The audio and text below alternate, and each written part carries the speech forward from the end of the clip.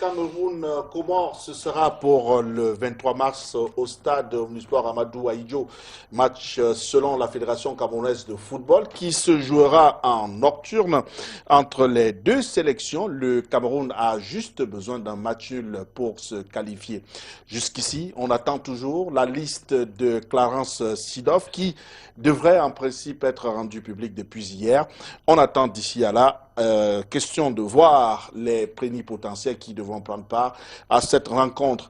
On parlera également de la restructuration en cours à la Fédération camerounaise de football avec quelques personnels limogés ça et là. Une restructuration qui tend ses tentacules jusqu'au niveau de la direction technique nationale.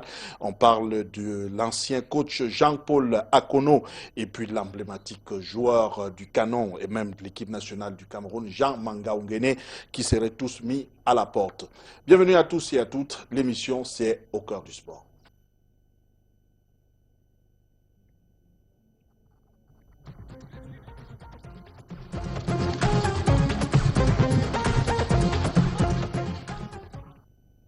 Pour ce soir, nous avons l'honneur de recevoir nos différents spécialistes qui viennent décrypter l'actualité de sport de la semaine avec d'abord le premier invité qui arrive pour la première fois sur ce plateau, Christian Bongo.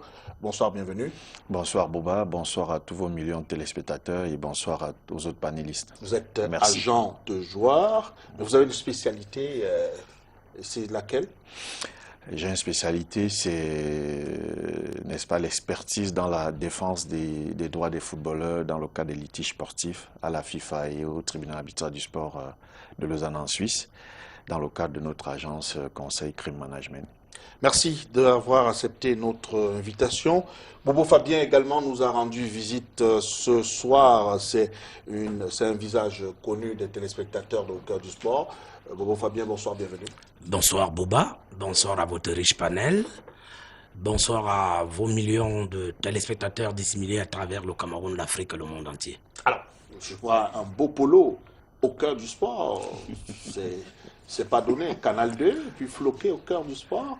Je ne sais pas si Hervé Ndoumben, qui est notre cadreur de l'angle gauche, a pu peut-être nous soutirer surtout ce logo. C'est un travail de sape abattu par l'équipe de marketing au cœur du sport qui fait de vous un des consultants. Vous êtes un meuble sur ce plateau. Merci Bobo Fabien, surtout d'arborer les couleurs du cœur du sport. Bonsoir une fois de plus. Oui, mais ce que vous n'aviez pas dit Boba, c'est que ce t-shirt est personnalisé.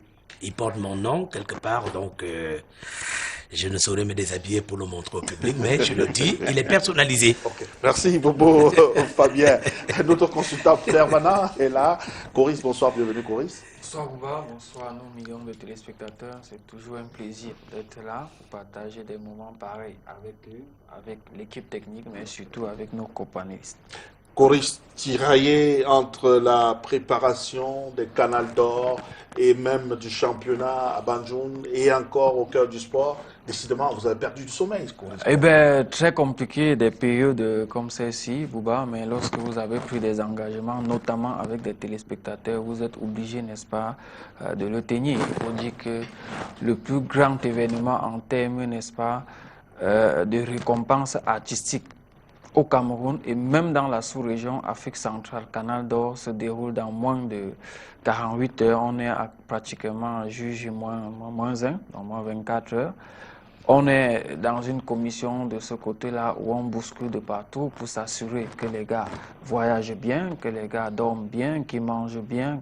Quand je dis les gars, je parle de l'équipe technique, je parle des invités, je parle des nommés à cet événement-là. Mais entre autres également, nous avons pris un engagement de venir partager chaque jeudi, n'est-ce pas, l'actualité sportive avec nos millions de téléspectateurs et nous sommes là ce soir. Alors, justement, pour rester sur les Canals d'Or, il faut préciser à nos téléspectateurs que le concept Canal d'Or, c'est d'abord une émission télé.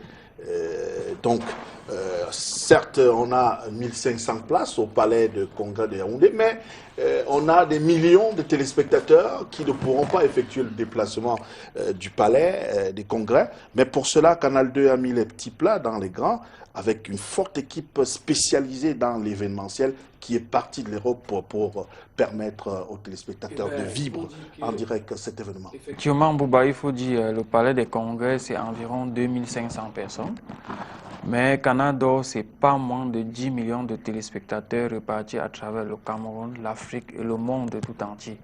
Et pour permettre, n'est-ce pas, à ce million ou à ces millions de téléspectateurs de vivre un moment unique, inoubliable, on a effectivement fait venir du côté de l'Europe via Easy Group, n'est-ce pas, un ensemble de techniciens qui viendront appuyer déjà la très très grosse équipe technique de Canal 2 International sur place pour que nos téléspectateurs vivent vraiment des moments uniques, du jamais vu au Cameroun, du jamais vu pratiquement en Afrique centrale, samedi prochain à partir de 19h. En tout cas, si vous n'avez pas de billets, faites pas de bruit et surtout ne vous en faites pas. Restez chez vous et regardez la télé. Vous allez voir, ce sera un événement gigantesque produit sur Canal 2 International. Thierry Ndo, bonsoir, bienvenue. Bonsoir Bouba, bonsoir à tous les autres membres du panel, bonsoir à tous ceux qui nous regardent. Merci de l'invitation. Si j'avais su que mon voisin de droite allait arborer son polo, je vois que j'aurais également troqué le costume pour mettre le mien. Il faut dire que c'est sur les manches, hein, que ça fait plus d'un an. Vous précisez que vous avez le vôtre aussi. J'ai le mien. Comme vous ne vous êtes pas passé le message, c'est pour ça que... Si j'avais su qu'il était parmi les invités et qu'il porterait le sien, j'aurais également mis le mien ce soir pour témoigner une fois de plus de notre amour pour cette émission. Très regardée, hein, même par ceux qui pensent qu'on leur fait du tort en décriant cette affaire ici. Donc, je vais également profiter pour dire bonne fête par anticipation aux dames. Il y a notamment une ici qui est en face, qui est assise avec nous. Bonne fête à toutes les dames. Je ne vais pas les citer pour ne pas m'attirer des foudres. Hein. Je préfère dire bonne fête à toutes les dames du monde entier. Voilà, il y en a une qui est sur ce plateau. On va lui adresser par anticipation bonne fête. Ghislaine Bébon, fête journée internationale. La femme, c'est pour demain. Ghislaine a aussi son polo, mais sauf qu'elle ne pouvait pas mettre son polo sur cette éblouissante robe. Ghislaine. Bien sûr. Vous savez qu'on dit souvent que généralement, on ne choisit pas un certain nombre de choses, elles vous tombent sur la tête. Le polo m'étant tombé sur ma tête, je ne pouvais pas refuser. C'est quand même Canal 2 et puis Cœur de Sport, qui est une émission, je pense quand même que les KM Awards ont également anobli cette émission-là, en disant que c'est la meilleure émission d'ailleurs télévisée du Cameroun. Et c'est de bon augure hein, pour tout ce qui se passe en sport. Vous savez que nous autres, on ne fait pas dans la langue de bois. On en déplaît à certaines personnes, mais je pense que cela également contribue à la construction de notre mère patrie, qui est le Cameroun. Maintenant, permettez-moi également, malgré le fait que vous m'avez souhaité bonne fête des femmes, généralement je ne fête pas, mais il faut également dire que j'étais du côté des EDC, du côté des EDC où j'ai participé à une table ronde de ce côté-là. Je salue d'ailleurs les dames qui sont de ce côté-là. Et toutes les dames du Cameroun, et en particulier celles qui me soutiennent également parce qu'il y en a beaucoup. Je voudrais également, pour la circonstance, saluer de façon particulière trois dames. Trois dames qui, pour moi, sont des exemples. Je parlerai d'abord de ma mère à moi, Madame Nalova, Egbe Pauline, qui aujourd'hui dynamise les enseignements secondaires. Vous avez vu ce qu'elle apporte de ce côté. Je crois que les enseignements secondaires se portent très bien avec cette dame-là. D'ailleurs, elle a fait des nominations de l'autre côté et on a nommé encore une dame directrice. Vous comprenez que la parité, genre, ce n'est pas qu'un slogan de l'ONU. Elle est effective à travers le septennat biaïque. Ça, c'est déjà une très bonne chose. Maintenant, permettez-moi également de saluer, j'aime souvent l'appeler celle-là, ma marraine, Madame Kalkaba Saodatou, qui aujourd'hui, je crois qu'on a joué avec le Serac le week-end passé. D'ailleurs, on nous a battu 4-2 et c'était les 2 buts là, c'était moi qui les ai occasionnés. Passe décisive. Penalty, on va dire comme ça, pas penalty, mais j'ai seulement joué à la deuxième mi-temps. Hein. Vous savez, et puis il y a encore le reste. Il y a encore beaucoup de reste. Et les gens qui étaient là, ils se sont régalés parce qu'il y avait encore les pichenettes, si vous voulez, encore. Maintenant, la troisième personne, c'est un modèle pour moi, Madame Belinga Bibi Françoise, qui est aujourd'hui directeur régional au niveau, n'est-ce pas, du Fonds national de l'emploi. Pour la petite histoire, vous savez, j'étais en 6e au collège de la retraite. Elle était mon professeur de maths. Et une dame qui était professeure de maths à l'époque, ça ne courait pas les rues. Et voilà, cette dame-là que j'ai voulu souvent ressembler. C'est pour cela que ma licence aujourd'hui, elle est en physique-chimie. Et il faut le dire comme ça, parce que j'ai également des notions été éveillées en maths, physique, chimie. Parce qu'en terminale, on m'appelait Gay-Lussac. J'étais très forte en chimie, également en philosophie. Donc pour ceux qui ont fait le collège de la retraite avec moi, ils le savent. Donc voilà, les 3 dames-là, je crois quand même que ce soir, c'est à elles que je rends hommage. Merci Ghislaine pour ces propos.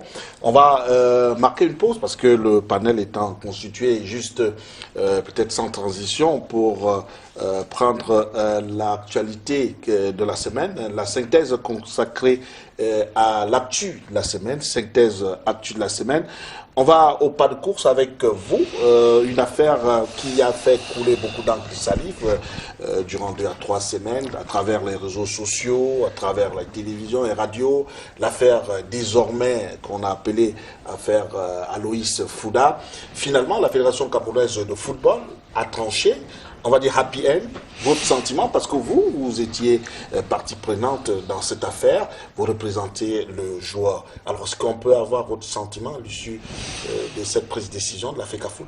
Bien, avant d'entrer de plein pied dans cette affaire à Aloïs Fouda, qui n'en est plus une, il faut le préciser ici, et comme on est dans le cadre des hommages, j'aimerais très sincèrement, et ça je l'ai oublié en début de cette émission, souhaiter bonne fête des femmes à mon épouse, Madame Nafissi Tumbongo, qui est forcément en train de nous suivre ce soir. Bonsoir Madame Nafissi Tumbongo. Bonsoir Madame. Ainsi qu'à mes charmants enfants, n'est-ce pas, que j'ai abandonné depuis quelques jours justement pour être à Yaoundé dans le cadre de l'affaire Aloïs Fouda. Donc il faut dire que effectivement je suis partie prenante de cette affaire parce que je représente ici monsieur, dans le cadre de l'agence Crime Management, monsieur Bala Luc Fouda, monsieur Bala Fouda Luc, qui est le père de Aloïs Fouda, et par ricochet le joueur Aloïs Fouda, qui est aujourd'hui au stade Malherbe de Caen. On peut simplement dire que nous sommes satisfaits parce qu'il n'est pas question ici de revenir sur la genèse de cette affaire. Je pense que les gens en ont suffisamment parlé. Nous sommes satisfaits aujourd'hui de la décision prise par la Fédération camerounaise de football qui a, n'est-ce pas, validé nos arguments de droit que nous avions, n'est-ce pas, fait prévaloir auprès de cette fédération depuis le 21 janvier 2019 parce qu'il était important que cette fédération prenne une décision, n'est-ce pas, explique et donne sa position dans le cadre de cette affaire-là. Et aujourd'hui, n'est-ce pas, la Fédération camerounaise de football nous a donné raison, c'est-à-dire que le joueur Aloïs Fouda suivra sans problème normalement sa formation au stade Malherbe de Caen, sans plus être inquiété par qui que ce soit, ou sans plus être redevable de quelques indemnités en termes de rupture abusive de contrat envers qui que ce soit.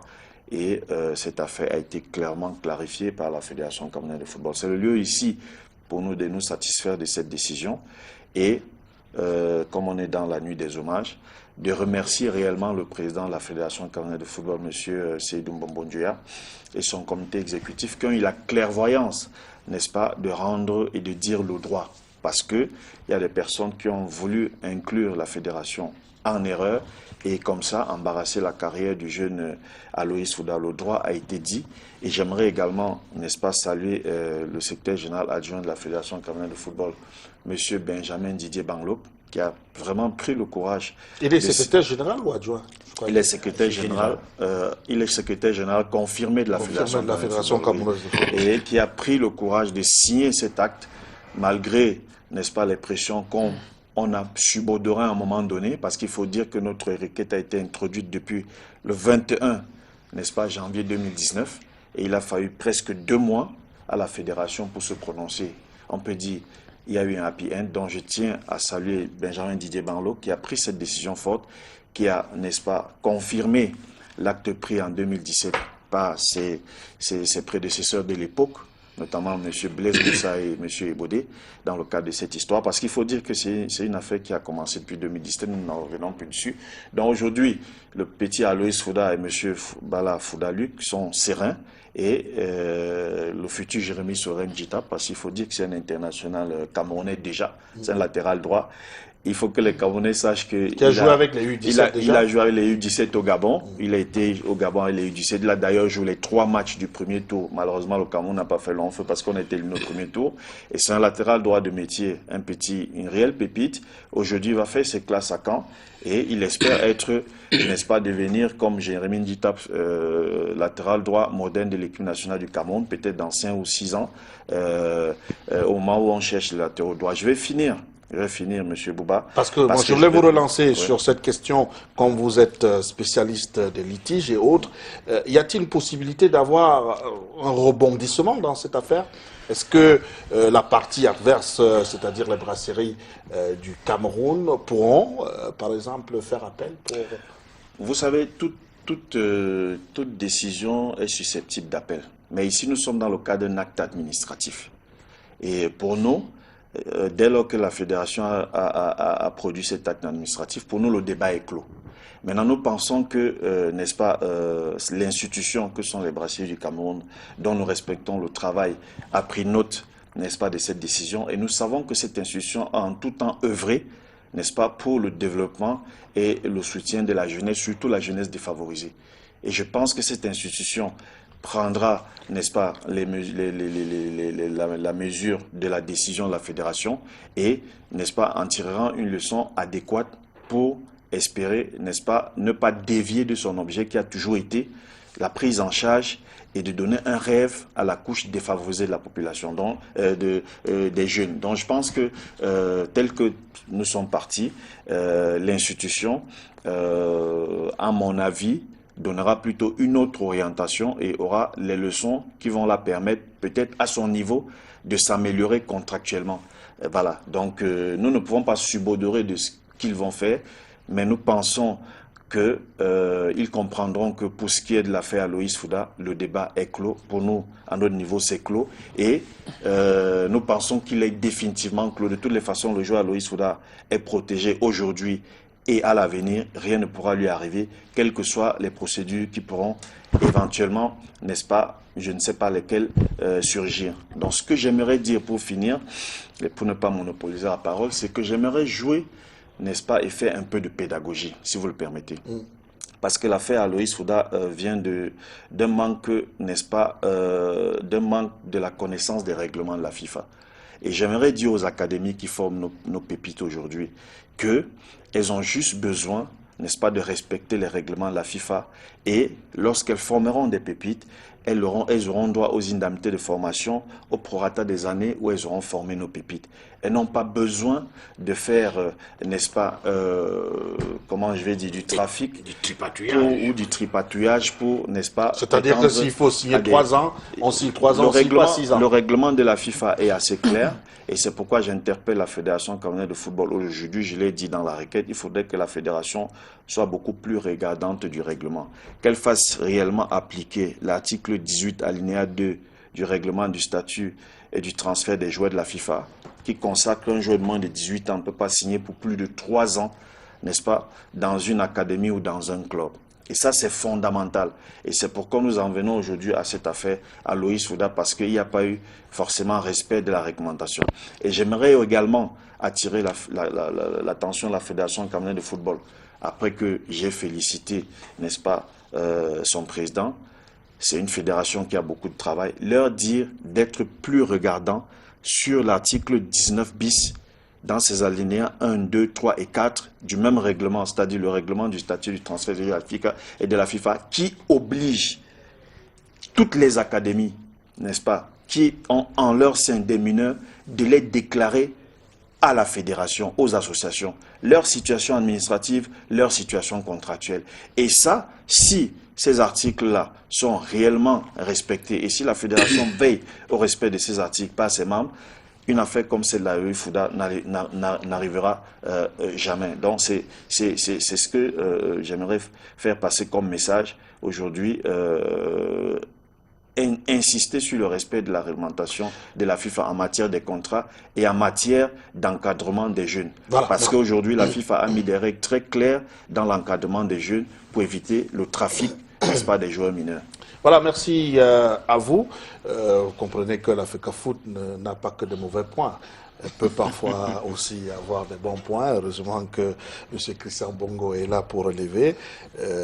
Une fois n'est pas coutume. Bravo à l'administration de la Fédération camerounaise de football qui a dit le droit et qui a simplement appliqué les textes et les statuts. On reste sur la Fédération camerounaise de football, mais cette fois peut-être pas en bien, avec l'histoire, la scabreuse affaire des joueurs sur le plan local, le salaire des joueurs impayés, la FIFA qui avait donné jusqu'au 4 mars à la Fédération camerounaise de football de répondre par rapport à cette situation. Eh bien, la Fédération a demandé une prorogation de 15 jours pour pouvoir apporter quelques éléments de réponse. Du coup, on s'interroge un peu sur cette manière peu orthodoxe de gérer les affaires de ce côté-là. Donc, Bouba, il faut d'abord dire que le problème des salaires de joueurs ne dépend pas forcément de la Fédération camerounaise de football. Le problème des salaires de joueurs dépend de la Ligue de football professionnel. Parce que c'est elle qui gère les équipes de football et c'est elle qui octroie les subventions aux clubs. Mais la Fédération camerounaise de football a interpellé ici parce que c'est elle qui est représentée à l'international. C'est elle qui est l'interlocutrice du Cameroun auprès de la FIFA. Maintenant, s'il y avait une certaine synergie, c'est-à-dire une certaine collaboration, une collaboration saine entre la Ligue professionnelle et la Fédération, eh bien, ce type de dérapage, ce type de distraction d'argent n'allait pas avoir lieu. Mais parce que ces deux institutions sont permanemment en conflit, je ne sais pas trop pourquoi. Bon, je ne saurais faire étaler tout ce procès ici. C'est pour cela qu'il y a ces dérapages-là. Mais nous sommes curieux de savoir que la fédération et même la Ligue sont au courant que les présidents de clubs ont constamment distrait les salaires de joueurs. Et ça, tout le monde le sait. Et cela dure depuis plus de 8 ans aujourd'hui, depuis que la Ligue existe. Mais tout est arrivé au grand jour aujourd'hui parce que, vous savez, il y a un adage qui dit lorsqu'on crache en l'air, on reçoit généralement sur sa face. Parce que si les présidents de club n'avaient pas créé un front face à la Ligue au problème du départ de leur pion qui était à la Ligue, permettez-moi l'expression, c'est peut-être grossier, mais il faut appeler le chat par son nom. On a compris leur pion tout court. Voilà, donc ils se sont regroupés comment dirais-je, en personnes qui voulaient faire la guerre avec le président de la Ligue, mais oubliant qu'eux-mêmes traînaient des casseroles. Et ces casseroles, c'est par exemple le salaire des joueurs qui n'ont jamais payé. Et vous savez que sur ce plateau, j'avais déjà expliqué que le danger que courent les présidents de clubs, c'est que l'argent qu'ils ont distrait depuis plus de 8 ans, c'est de l'argent public. Et qu'à tout moment, les gens peuvent aller au TCS. Et peut-être ils ne le savent pas. Parce que l'argent que l'État débloque pour la Ligue, c'est de l'argent public. Et l'État, à tout moment, peut demander des comptes. Alors, lorsque vous avez pris une mauvaise habitude de distraire de l'argent depuis 8 ans, il est difficile de prouver comment vous avez géré cet argent aujourd'hui. J'aurais appris que certains présidents de club essaient de fabriquer des états de frais et tout ça.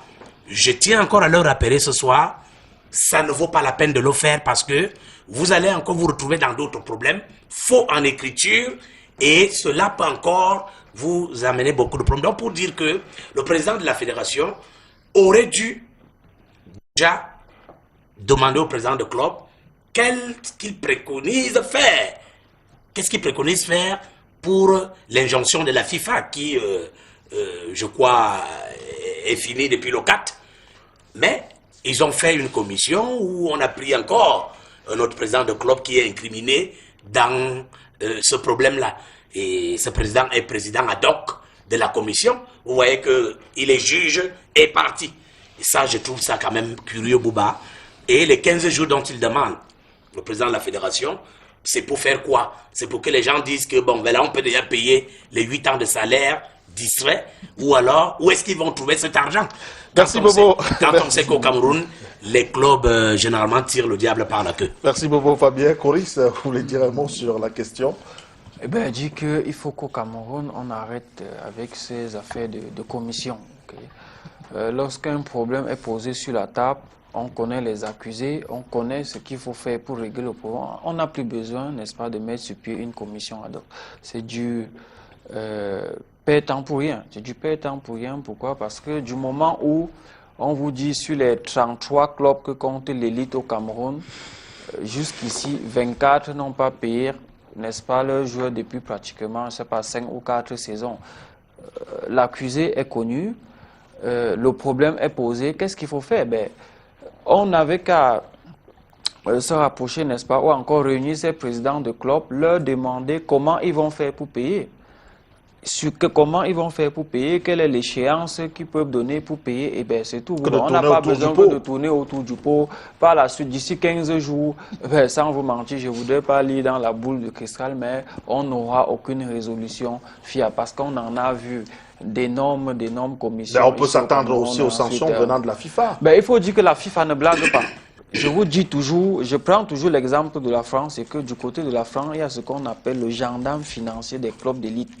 C'est-à-dire, il y a un budget, ou encore il y a une somme, il y a un budget que tout club d'élite doit avoir pour pouvoir discuter le championnat de première ou encore de deuxième division. Lorsque vous n'avez pas ce budget, généralement, en début de saison, on fait un examen, vous pouvez donner des garanties.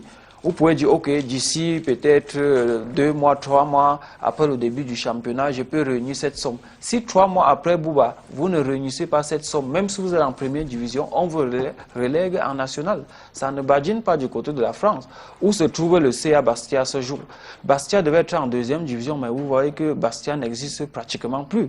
Parce que Bastia a eu ses problèmes financiers. On a eu le club de Le Mans qui a eu ces mêmes problèmes financiers. Le Mans est allé pratiquement en 4e division et est en train de remonter. Donc il faut comprendre qu'avec la FIFA, ça ne badine pas. Ce n'est pas comme au Cameroun où on peut tourner autour du pot, essayer de jongler à gauche et à droite pour pouvoir faufiler. Non, si Bamboutos est aujourd'hui en 2e division, c'est à cause d'une décision de la FIFA. C'est pour n'avoir pas payé, n'est-ce pas, le salaire d'un de ses employés qui était un entraîneur belge.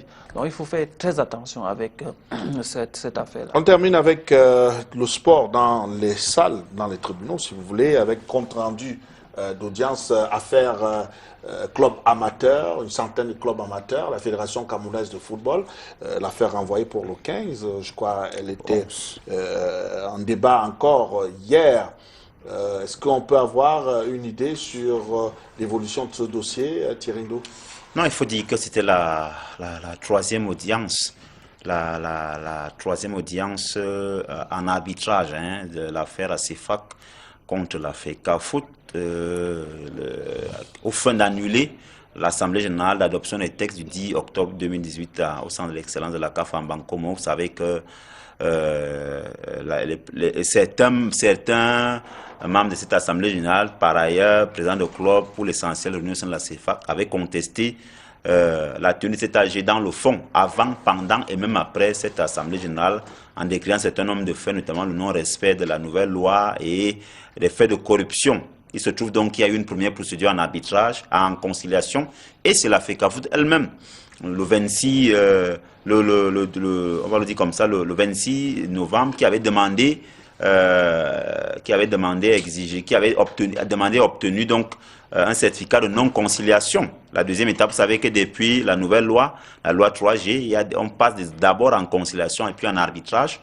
Et depuis le 28 novembre, l'affaire avait été instruite et enregistrée. Et c'est à partir justement du 13 janvier, du 13 février que la première audience a eu lieu, la seconde le 27 et la troisième le 6. Et aux dernières nouvelles, elle a été reportée à la demande des avocats de la partie intimée, la FECAFOOT. Mais d'après les informations, ça commence un peu à agacer. C'est pas du dilatoire? C'est exactement du dilatoire. Ça commence à agacer les Parce qu'on annonce les magistrats en de la CCA. perspective des suspensions de Exactement, certains, en fait. Et on comprend donc la corrélation que la FECAFOOT veut faire.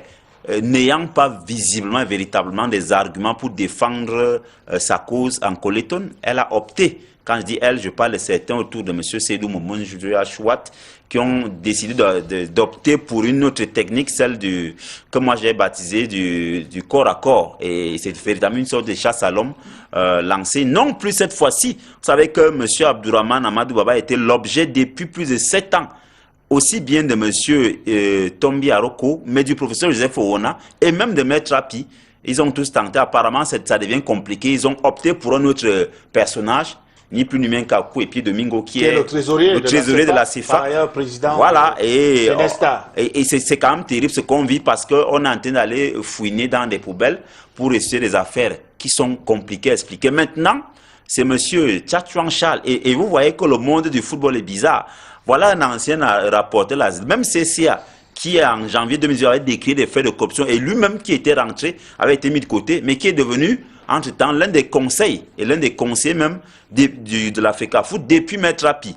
Et c'est lui qui est donc chargé, on ne sait pas trop, puisqu'on a appris que Akwépé Domingo a reçu la visite d'un coursier de la FECAFOOT qui devait lui remettre sa convocation devant la commission de la chambre d'éthique de la FECAFOOT pour la même date du 11. Vous voyez un peu, le même 11 où il y a la 4e audience et c'est le même 11 où il reçoit sa convocation qui, d'après mes enquêtes, elle est vierge. Il n'y a pas de motif. C'est-à-dire, ceux qui doivent vous juger ne vous disent pas pourquoi vous êtes donc. C'est un peu comme le procès, si vous avez lu France Kafka. Il ne peut pas être au même moment à la CCA et au même moment à la FECAFOOT. Voilà, il ne peut pas être au même moment, il n'est pas omniprésent. Et il ne sait même pas pourquoi il doit passer devant la commission, la chambre d'éthique. C'est un peu comme le procès de ceux qui ont lu le procès de France Kafka. Donc, c'est un peu toutes ces méthodes. On pensait vraiment que ces méthodes derrière nous. Je vous ai dit, les avocats, les magistrats de la CCA, d'après ce qui nous est revenu, semblent de plus en plus courroucés. Qu'on est déjà en plein dans le fond de l'affaire, mais que des gens passent le temps à demander. Et vous savez qu'entre-temps, la FECAFOOT a changé d'avocat. C'est-à-dire, le très respectueux Maître Claude Assira a pris les rênes en lieu et place de Maître Désiré Sikati. Je ne sais pas, j'ai beau me l'expliquer, je ne sais pas comment un éminent avocat comme cela a accepté d'aller plonger, enseignant d'université, a accepté d'aller plonger dans cette gadoue-là. J'espère qu'il en ressortira propre, parce que vous savez, la FECAFOOT, c'est compliqué, mais je vous assure, Bouba Ngomna, cette affaire, elle risque de mettre moins de temps que la première. Pourquoi? Parce qu'il y a tellement... Là, je préfère ne pas trop commenter une affaire pendante, parce que en journalisme, on nous interdit même de commenter les affaires pendantes. Je suis maintenant dans les faits antérieurs. C'est quand même compliqué ce qu'on a vécu. En tout cas, rendez-vous est pris pour le 11. Le 11. Mais ça paraît quand même compliqué. On entrera dans le débat. Surtout, en une minute, en 30 secondes, surtout que ça devient de plus en plus compliqué pour le président de la FECAFOOT, parce qu'il faut dire les choses telles quelles. Entre eux-mêmes, au sein du comité exécutif, c'est comme disent les Ivoiriens, c'est gâté. Il y a plusieurs clans. Vraiment, il ne faut pas se le cacher. On sait très bien que M. Seydou Momonjouya est presque isolé désormais. Et que dans ce même comité, il y a des factions. Tout le monde sait que Mme Céline Eko et M. Alim Konaté sont de leur côté. On sait également que M. Kadi a également ces gens de ce côté, Balok John. Donc M. Seydou se retrouve au milieu. Et vous voyez donc que celui qui avait déclaré que c'était l'élection la plus saine, la plus sereine, la plus honnête, aujourd'hui lui-même, je ne suis pas sûr qu'on lui demande de juger encore cette affaire, je ne suis pas sûr qu'il va se risquer. Donc, on attend de voir, mais tout porte à croire qu'on repart vers une autre annulation qui est normale d'un point de vue. On ne peut pas, monsieur le ministre des Sports qui est parti, ne peut pas avoir déclaré qu'il faut refaire, il faut annuler, il faut adopter une nouvelle loi, mais qu'à la FECAFOOT, qu'on ne l'ait pas adopté, on ne l'ait pas prise en compte, alors qu'on a renvoyé l'AG 2 fois pour cette loi. On a même prorogé le mandat du comité de normation 2 fois pour cette loi. On l'a pas prise en compte. Rien que pour ce motif-là, vraiment, il y a tellement de choses, des faits de corruption, même des faits, des violences physiques et même verbales sur des membres de l'Assemblée générale de la FECAFOOT. Donc aujourd'hui, on attend de voir. On ne va pas déjà entrer dans l'esprit et même des magistrats, mais ça paraît quand même compliqué. Pour Fabien persiste et signe. Oui, juste quelques secondes pour Je dire peux que j'ai eu le privilège de lire la lettre d'installation de l'ancien comité de normalisation. Et dans cette lettre, la FIFA précise très bien que le comité de normalisation doit travailler en conformité avec la loi locale. C'est-à-dire que s'il faut faire une élection, celle-ci doit obéir à la loi locale. Où voulez-vous en venir? Non, pour dire que dès lors que cette élection s'est passée sans obéir à cette loi locale, eh bien à partir de là, on n'a pas besoin d'avoir fait des facultés de droit ou alors d'avoir été à la Sorbonne, ou je sais pas moi, à Harvard, pour comprendre que ils ont violé la loi du Cameroun et à partir de là, violé même les prescriptions de la FIFA. Donc, laissons seulement le temps nous dire. En tout cas, le président actuel, Seydou Bobondje, en 2013, parlait d'un crabe, un panier à crabe. On espère qu'en 2019, il ne se retrouve pas dans une mare à crocodile, parce que quand on y est presque. Ils sont déjà presque divisés. On verra bien, la suite de l'affaire pourra nous donner peut-être raison sur cette question. On laisse le football pour parler d'un autre glissement, mais pas de date de la CAN, mais glissement des Jeux FENASCO. Prévu du côté de Bamenda qui finalement vont se dérouler à Yaoundé. Comment comprendre cela, Ghislaine? Ben écoutez, il n'y a rien à comprendre, sauf si vous voulez que je vous fasse comprendre ce que vous comprenez déjà. Donc il s'agit de ça. Maintenant, moi, je pense que je ne veux pas pinailler sur les déclarations du président de la République ou alors sur sa prise de décision. Je pense quand même qu'ici, il est important qu'on internalise le fait qu'on doit désormais conjuguer par rapport à la FENASCO qui reste 3 semaines. On doit conjuguer à travers les verbes d'action. Donc maintenant, nous, on est au travail. Le bureau exécutif travaille depuis hier d'arrache-pied pour que dans 3 semaines, on puisse apporter ou proposer à ceux qui viendront, dont vous autres, un spectacle qui soit alléchant et aguichant. Je crois que c'est ça le plus important que de nous fondre à comment et pourquoi. Ce n'est pas ça qui nous intéresse aujourd'hui. Et je pense que le bureau exécutif, n'est-ce pas, a le potentiel, les compétences. Parce que si nous autres on démissionne et qu'on refuse qu'on démissionne, ça veut dire quand même qu'on est, on va dire comme ça, on est valable. Donc c'est pour ça qu'on est expert. Et l'expertise, justement, ça se matérialise sur le laps de temps qu'il y aura à faire là. C'est pour cela que Mme Nalova peut dormir tranquille parce qu'elle a justement... la matière grise. Voilà, elle a la matière grise. Il s'agit de ça. Donc nous, on a commencé à travailler. Les sites sont déjà connus. Je pense qu'il y aura une conférence de presse. Vous serez conviés, vous tous. Justement, il faudra communiquer tout autour, mobiliser également un certain nombre de choses. Et il faudrait aussi que la FENASCO, je crois que Ligue A beaucoup d'avancées depuis 2018 que la FENASCO est mise sur pied. Je crois quand même qu'il y a beaucoup d'avancées, notamment celle de cette année, ce sera justement le vivre ensemble. Le vivre ensemble est palpable et même pratique au niveau de la FENASCO avec justement l'intégration de la question anglophone. Il faut le dire dans toutes nos commissions aujourd'hui, que ce soit technique, que ce soit administrative. Ça, c'est déjà un point marquant. Également, la 11e discipline qui est intégrée, ça sera le bras de fer.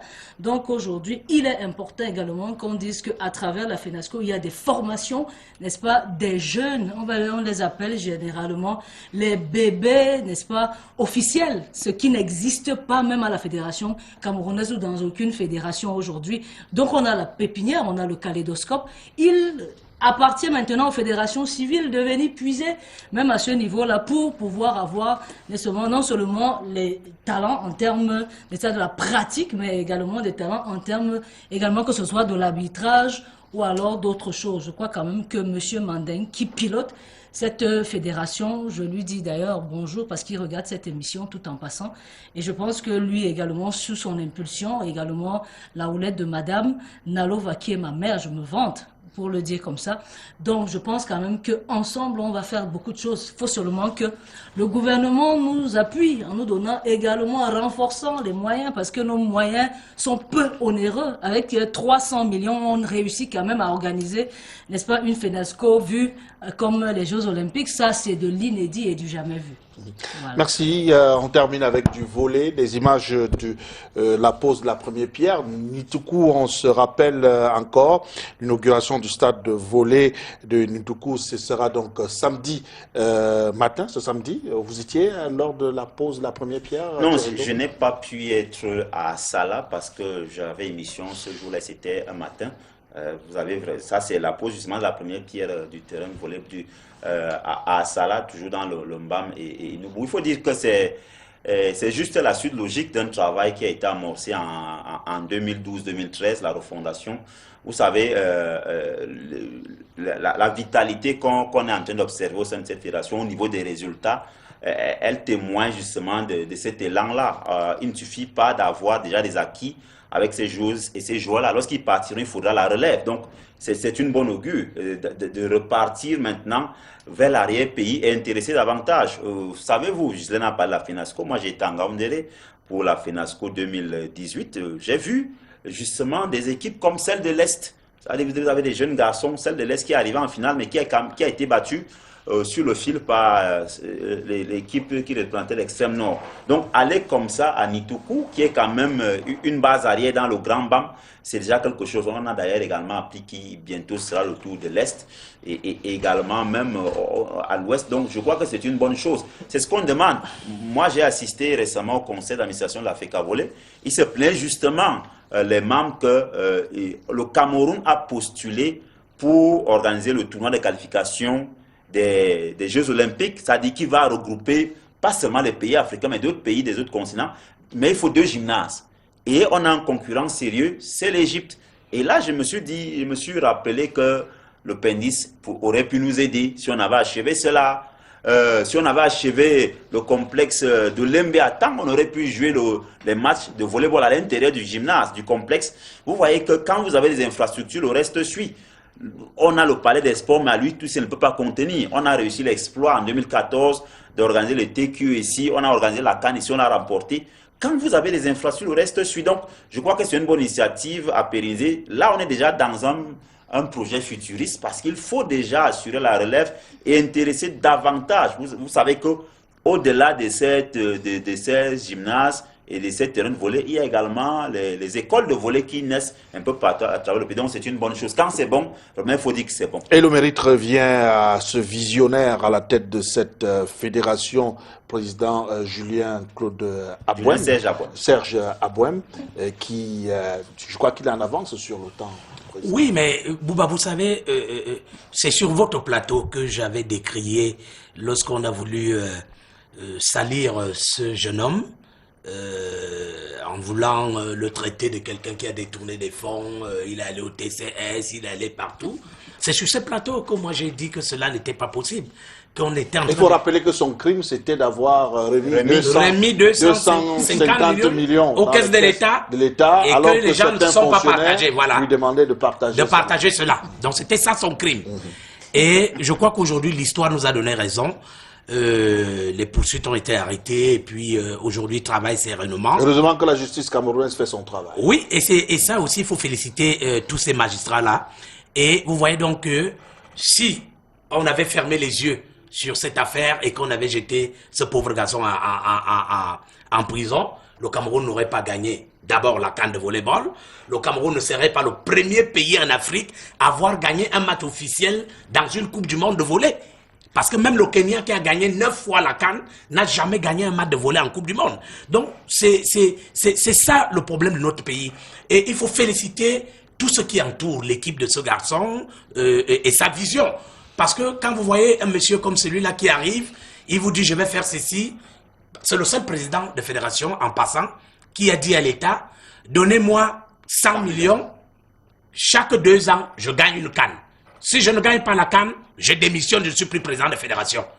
Alors qu'il y a des fédérations qui prennent 300 millions pour faire 2 tours de vélo en ville et tout cet argent est distrait. Donc pour dire quoi? Pour dire que le Cameroun a besoin de ce type de personnes.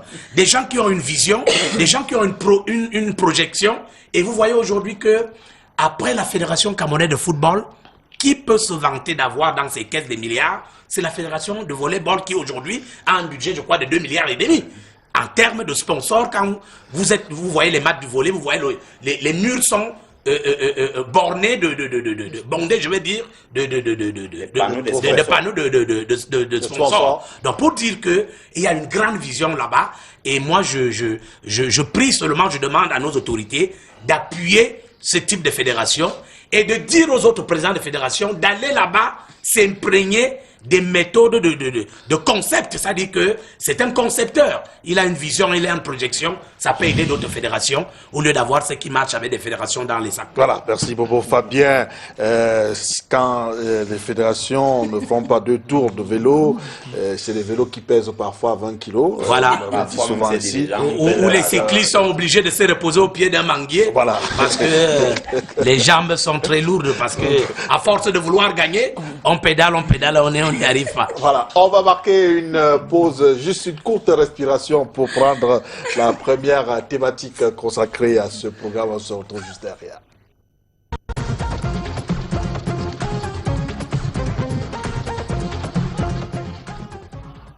De course, on commence par vous, Christian Bongo. On attend la liste de Clarence Seedorf pour le match comptant pour les éliminatoires de la Coupe d'Afrique Nations 2019. On sait que le Cameroun occupe la 2e position derrière le Maroc.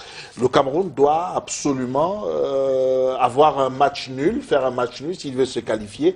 En cas de défaite, le Cameroun sera éliminé à cette Coupe d'Afrique. Quels sont selon vous les enjeux de la rencontre du 23?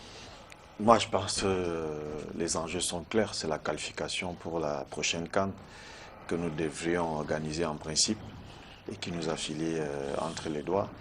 Et il serait dramatique que notre pays, détenteur de ce trophée en 2017, ne soit pas de ce rendez-vous, du plus grand rendez-vous de football en Afrique. Donc c'est ça, c'est les enjeux. Et moi, je pense qu'un pays comme le Cameroun, lorsqu'on va jouer contre les Comores, on ne doit pas aller jouer avec un résultat minimum. On doit réellement aller jouer pour faire exploser les Comores. Parce que il faut rappeler qu'on a fait match nul. Ben, je veux bien, on a fait un match nul chez eux, sur un terrain, je me demande qui respecte même... je ne sais pas comment on a fait comment la CAF a fait pour valider ce terrain sur lequel on a joué. Normalement, c'est un terrain, n'est-ce pas... qu'on ne devrait pas valider, mais ça a été fait. Moi, je pense que les conditions locales ont fait que nous ayons ces performances-là. Je pense qu'ici au Cameroun, le Cameroun n'a jamais été aussi fort lorsqu'il est dos au mur. Je pense qu'ici au Cameroun, on a réellement besoin d'exploser cette nation. On n'a pas besoin d'aller dire qu'il nous faut un nul. On doit montrer que nous sommes le Cameroun et gagner ce match avec de la manière. Et pour cela, effectivement, on a besoin que notre entraîneur Clarence Seedorf nous appelle, n'est-ce pas, 23 guerriers capables, n'est-ce pas, de faire exploser, je le répète encore, cette équipe des Comores. Parce qu'on parle des Comores comme si c'était un foot de guerre, seulement parce qu'on a fait un match nul. Nous sommes quand même le Cameroun. Donc, et lorsque je regarde l'effectif des Comores, ils ont beaucoup de joueurs qui n'ont même pas de club, mais qui sont titulaires en équipe nationale. En commençant par leur gardien de but, qui s'entraîne dans une banlieue parisienne là-bas. Il n'a pas de club depuis le début de la saison, mais il est titulaire. Et à Hamada, il n'a pas de club. Ils ont beaucoup de joueurs comme ça qui n'ont pas de club, qui sont des anciens de Ligue 1 en France ou bien de Ligue 2 en France, mais qui aujourd'hui n'ont pas de club. C'est un joueur national et c'est quand même extraordinaire qu'on puisse se poser des questions de savoir si nous pouvons arriver, n'est-ce pas, au bout de cette équipe-là. Je pense que tout dépend de Clarence Seedorf et on espère qu'il va nous appeler des gars capables justement de nous qualifier pour la CAN 2019. Avant de revenir sur l'effectif qui sera appelé, Coris, le Cameroun n'est plus le Cameroun d'avant et il faut faire très attention à l'équipe comorienne, même si ils ont des joueurs qui n'ont pas de club, mais c'est des joueurs qui peuvent à tout moment faire mal. Eh bien oui, on l'a vu au match aller, hein, même si le stade était presque impraticable, on a quand même vu des gars qui allaient extrêmement vite. Vous savez que le problème du football camerounais aujourd'hui, c'est que nos gars pèsent énormément. Ben, l'agent de joueurs parlait des joueurs qui n'ont pas de club, mais il faut dire qu'au Cameroun, c'est presque pareil. Tous nos meilleurs gars qui jouent dans de très grands clubs ou bien qui jouent dans des bons clubs, soit refusent de venir pour des problèmes pratiquement extra-sportifs. Ici, on doit en citer. L'un de nos meilleurs défenseurs actuels, c'est Matip. Il ne vient pas. celui qui est au sommet de son art actuellement, quand on parle de défenseur, c'est Nicolas Nkoulou, il ne vient pas.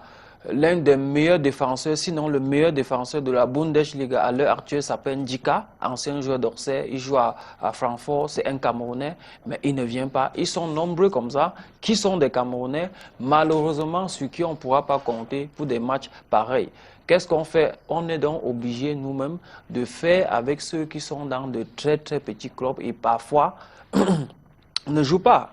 Quand vous prenez l'équipe du Cameroun aujourd'hui, on ne peut pas citer 5 joueurs qui sont en train de jouer depuis pratiquement 2 mois que les championnats ont repris, depuis le début de la trêve. Si vous prenez Onana, il y a qui d'autre? Choupo-Moting, il est là, il joue un match quand tous les gars sont blessés, l'autre match, même quand les gens sont blessés, il est au banc de touche. Il y a qui d'autre? Donc, on est pratiquement dans la même configuration que les Comores, c'est-à-dire des joueurs qui sont là, soit qui jouent dans des clubs de bas niveau, soit qui ne jouent même pas. On est obligé de composer avec eux. Et avec le problème qu'on a chez nous au niveau de l'environnement, même ceux qui sont dans des clubs moyens et ont de très bonnes performances, malheureusement, parfois, ne sont pas appelés. Et on se retrouve dans la situation où on est. Donc, je ne pense pas, même si on parle des Comores, que ce sera un match facile. Donc, il faut préparer, il faut faire très attention. Parce qu'on l'a vu, je le rappelle encore, on l'a vu au match aller. Ces gars nous ont pratiquement surpris. Le but est arrivé, je crois, sur 3 touches de balle. Et bien, c'était au fond. Donc, c'est une équipe qui va extrêmement vite. Nous avons une équipe qui pèse. Ben, il faudra faire attention. Alors, Thierry-Ndo, selon une certaine indiscrétion, la liste tarde à sortir pour des raisons de tripatouillage. Comme à la coutume. On dit qu'ils ne s'accordent pas encore sur qui est-ce qu'on doit sélectionner. C'est une bataille entre les agents de joueurs, une bataille même des lobbies également au sein de la sélection nationale pour jouer contre les Comores. Oui, oui. Avant d'y arriver, je voulais dire que, en fait, tout ce qui nous arrive donne le sentiment qu'on était plus focalisé sur l'organisation de la CAN 2019, qu'on a oublié même qu'il fallait d'abord jouer nos matchs. Donc aujourd'hui, on en est là à espérer d'abord un match nul. Maintenant, sur la liste, c'est vrai qu'on est encore dans les délais. Hein. Les entraîneurs, généralement, il a dit 14 jours avant le match. Donc si on respecte les canons, en principe, la liste est déjà à la fédération, les préconvocations. Les joueurs savent déjà qu'ils doivent. Ils savent, même en club, on sait déjà. Et il y a des préconvocations. Donc, au plus tard, samedi ou dimanche, elles devraient être là. Mais votre question est pertinente. Ça traîne généralement pourquoi? Parce que c'est ce que vous dites là. Vous voyez, les hommes passent à l'Africa Foot, mais les mêmes habitudes changent. Les mêmes habitudes restent. C'est-à-dire que ce sont les mêmes pratiques qui sont là. Des noms reviennent. On a vu d'ailleurs un club, je crois, angolais, poster sur sa page officielle que son joueur a reçu la préconvocation, il ne faut pas le cacher, Jonathan Gwem, hein, champion d'Afrique. Est-ce que ça suppose qu'il sera là en Égypte. Il n'est plus en Angola, il n'est plus à Progresso, en Égypte. Est-ce qu'il est de retour en sélection? Comment a-t-il fait pour réapparaître comme ça? On évoque. En fait, quand on a essayé de faire la comparaison avec le dernier match, le 20 novembre 2018 face au Brésil, si on prend les joueurs les plus appelés par ces entraîneurs qui eux-mêmes ne sont pas payés, hein, on ne sait pas trop. La dernière fois qu'on les a vus, c'était furtivement comme ça lors du match aller à Ajax-Real dans les gradins. On ne sait pas où ils sont. Ça fait 3 mois qu'ils sont plus de 100 jours qu'ils perçoivent le salaire, l'argent, nos impôts. On ne les voit même pas au stade, même pour donner le sentiment. Ils vont vous dire que le championnat n'avait pas commencé. Oui, mais le championnat a commencé depuis. Depuis le 2 février, on ne les voit pas. Ils n'ont pas besoin d'attendre le championnat. Il faut quand même qu'on commence à respecter nos gens. C'est bien beau de venir signer des contrats à 2 h du matin, mais c'est également bien de vous montrer. Donc aujourd'hui, la liste, on l'attend, mais moi je ne serais pas surpris, on annonce des retours, le même nom. C'est-à-dire que quand vous prenez un peu les... Moi, je me suis amusé il y a 2 semaines, j'ai fait une émission où j'ai un peu étudié le baromètre. Comme Coris l'a dit, effectivement, le joueur le plus utilisé en club, c'est André Onana. Ce n'est même pas une surprise. Il a 30 matchs. Avec le match qu'il a fait il y a 2 jours, il en a 30. Les autres viennent à 22 hein, pour les 22 et parfois c'est des intermittents. C'est très facile de faire cette étude. Vous allez simplement sur le dernier match, si le joueur est aligné, quand vous cliquez sur son nom, vous avez toute sa fiche. On vous dit même combien de fois elle a été remplaçante, comment elle est entrée. Donc, Je crois que ceux qui arrivent par la suite sont les Gande, comme ça. Donc, il y a un noyau dur que Seedorf a utilisé. Donc, de mon point de vue, ces choses arrivent justement parce que la même mise que ces gens-là, on les connaît, on sait qu'il y a une célèbre agence qui a pignon sur rue en ce moment dans presque toutes les sélections du Cameroun. Je ne vais pas la citer pour des besoins de publicité, je ne voudrais pas que votre service commercial me tape dessus, mais tout le monde sait, commence par U.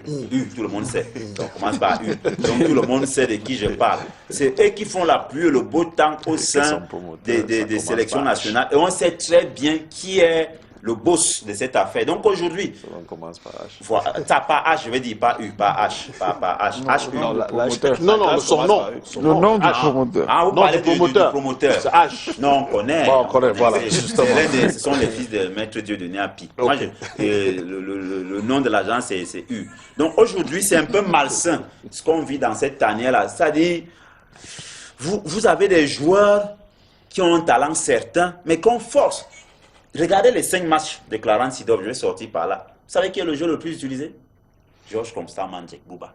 Il joue au Maccabi Haïfa, en Israël. À la frontière avec la Palestine. Haïfa, Même pas Tel Maccabi Aviv. Haïfa en Israël. Même pas à Tel Aviv. Même pas. Le joueur le plus utilisé par Clarence Seedorf, 5 matchs.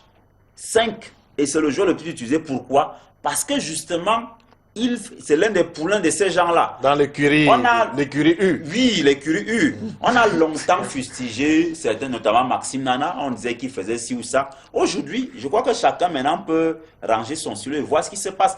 On s'est quand même amusé à convoquer un joueur de D4, la Ligue départementale du Vouri, dans cette équipe et qui était blessé au moment des faits.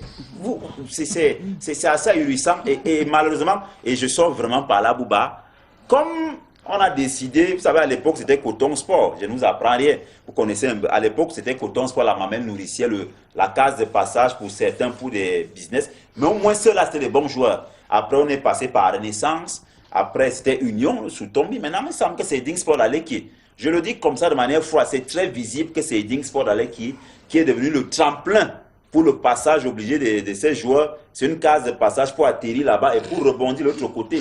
Donc, de mon point de vue, si ces entraîneurs sont là, on a bien le sentiment qu'ils n'ont pas les mains libres. Ils ont beau le dire aujourd'hui, c'est clair qu'il y a encore cet environnement pourri et infesté par des chasseurs de primes. Alors, des faits divers, encore des faits divers, Ghislaine, alors que en cas de faux pas, le Cameroun ne prendra pas part à la prochaine Coupe d'Afrique des Nations. Thierry Ndo le disait, pendant que on focalisait notre attention sur l'organisation, on avait oublié l'essentiel sur le terrain. Conséquent, nous sommes deuxièmes. En cas de défaite à Yaoundé, le Cameroun perdra doublement l'organisation et même la participation. Vous savez, je crois que la caméra me montre de temps en temps, j'utilise l'hilarisme aujourd'hui, tout simplement pour dire que je rigole des problèmes du football du Cameroun. Ce sont des problèmes décidément qui auront la peau têtue et qui ne changeront pas. Parce que quand on parle aujourd'hui de la connotation, je dirais, du connatif, c'est-à-dire que du comportement, je parle du comportement. Et qu'aujourd'hui, on arrive, n'est-ce pas, dans la sélection nationale. La question, c'est de se poser, qu'on doit se poser, c'est qu'est-ce qu'on veut justement pour notre sélection, pour nos sélections nationales? Ça, c'est la première question qu'il faille poser. Parce que si on est, n'est-ce pas, on va dire sérieux, dans un environnement sérieux, je crois quand même que quand on fait une sélection nationale, on utilise quand même, on va dire comme ça, comme les Thierry l'ont si bien dit, on utilise quand même les joueurs qui sont des joueurs essentiels. Quand on prend quand même un joueur comme Constant Mandjek, qui est le plus utilisé, pourtant, il n'a même pas les habilités, les aptitudes d'être un bon joueur. Vous comprenez qu'il y a un problème. C'est donc la promotion pour moi à ce niveau de la concrétisation. Il s'agit de ça. Donc on utilise les cancres justement pour faire valoir une équipe, la vitrine, c'est-à-dire qu'une sélection nationale. Vous voulez qu'il n'y ait pas de frustration comment dans une équipe comme ça? Il y a forcément des frustrations dans cette équipe-là. D'ailleurs, on nous aurait dit qu'il y aurait même déjà, n'est-ce pas, des divisions à l'intérieur de cette équipe nationale. Quand on parle aujourd'hui, je parle d'un gardien de but, je ne vais pas citer le nom, aujourd'hui, qu'on a fait venir parce qu'on disait qu'il allait jouer en tant que titulaire, mais qu'on n'a pas utilisé. Vous comprenez que ce n'est pas la sérénité dans la tanière. Alors, pour moi, je dis aujourd'hui qu'on nous a présenté, et moi j'étais parmi ceux qui ont applaudi justement pour l'arrivée de ces deux, on va dire, néerlandais, qui sont également africains, si vous voulez que je le dise comme ça. Mais aujourd'hui... Les esclaves africains du Suriname. Mais aujourd'hui, quel est le soubassement qu'on peut se mettre sous la dent? Que rien, R-I-E-N, parce qu'ils sont venus. On a déjà, c'est pratiquement 8 mois, je crois, plus qu'ils sont là. Mais qu'est-ce qu'on a à se mettre sous la dent? Rien. Notre équipe ne joue pas, elle balbutie. Quand on parle, tout à l'heure, c'est le consultant qui parlait aujourd'hui du surpoids. C'est un problème. Les gens n'arrivent pas à se déplacer. Selon les actions de déplacement, c'est un problème. Maintenant, je crois quand même que quand on vient faire une sélection nationale, il y a d'abord une position de profil de joueur. Le profil de joueur, c'est quoi? Et quand il y a toujours les mêmes problèmes, comment vous voulez que les Nicolas Nkoulou viennent quand les autres sont frustrés, quand machin? Non, je crois que la concurrence dans cette équipe devrait se faire. Il y a des joueurs ici, quand on a appelé, au lieu de venir jouer, ils ont commencé à remercier les agents de joueurs qui les ont fait intégrer le groupe. Vous pensez que c'est normal? Nous, on vous appelle pour jouer, vous commencez à remercier les gens. Au lieu de jouer sur le terrain, c'est sur le terrain que vous devez remercier les gens. Mais on a vu que sur le terrain, ils avaient 51 matchs, même pas un but de marqué. Vous savez de qui je parle, suivez mon regard. Donc aujourd'hui, c'est quand même terrible que vous preniez des gens qui ont 51 matchs, mais ils n'ont pas de but, mais on les convoque tout le temps de façon ostentatoire. C'est un problème quand même. Donc pour moi, je ne sais même pas si on appelle ça équipe nationale. C'est une équipe de petits copains qui arrivent quand même et qui essayent quand même de faire quelque chose, malgré le fait qu'il y ait quand même certains que je respecte là-dedans. Mais on ne peut pas jouer dans une, on va dire comme ça là, dans un moule, n'est-ce pas, des joueurs, ceux qui sont, la plus-value là, ce sont des joueurs qui ne méritent même pas être là, il me semble. Bobo Fabien, que peut le Cameroun face aux Comores le 23? Ben, Bouba, cette question, vous voyez qu'elle est d'abord même, je ne vais pas dire réductible pour le Cameroun. Que peut le Cameroun? Est-ce que le Cameroun, à l'époque, on devait poser ce type de questions? On devait plutôt demander que peut les Comores face au Cameroun. Mais si vous me posez la question de savoir que peut le Cameroun, ça veut dire que nous sommes descendus trop bas. Et si nous sommes descendus trop bas, Bouba, c'est parce que ceux qui nous gouvernent, parce qu'il faut le dire ici très haut, ceux qui nous gouvernent sont complices de la déchéance de notre équipe nationale. Pourquoi ils sont complices? C'est-à-dire le politique. Le politique. Parce que nous avons mené des enquêtes, nous avons des révélations à faire aux Camerounais. Le moment venu, nous sommes tranquilles pour le moment parce que nous ne voulons pas casser une certaine sérénité, s'il y en a même une, pour qu'on ne dise pas que c'est nous qui venons dire des choses pour que l'équipe soit déstabilisée ou quoi que ce soit.